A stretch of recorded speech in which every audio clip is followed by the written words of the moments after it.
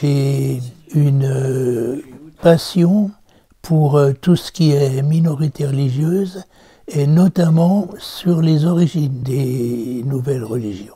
Et cette passion, l'ancien professeur d'histoire-géographie au lycée Jean de Pange, Bernard Blandre, la cultive depuis 50 ans, depuis l'époque où il était étudiant à Nancy. J'ai dû faire un travail de recherche pour ma maîtrise d'histoire. J'ai travaillé sur l'histoire des Mormons à Nancy.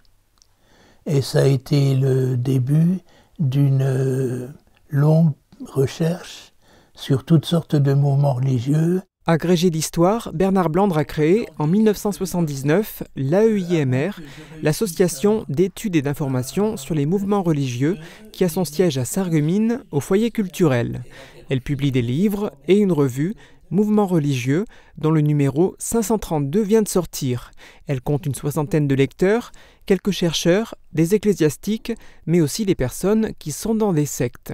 Des personnalités de la recherche publient ponctuellement des articles dans cette revue, mais l'essentiel est rédigé par Bernard Blandre, toujours avec le même sérieux et la même déontologie. La recherche historique consiste à essayer, avec la documentation que l'on a, de présenter les faits tels qu'ils se sont réellement passés et non pas tels que j'aurais aimé qu'ils se soient passés.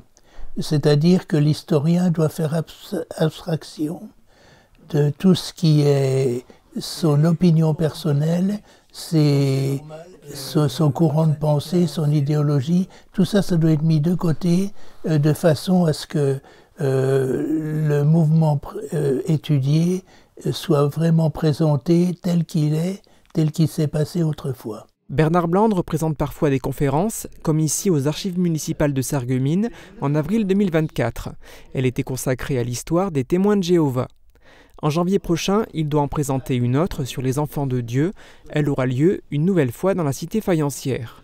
Son prochain livre sera lui consacré aux sectes, pour savoir si elles représentent ou non un problème.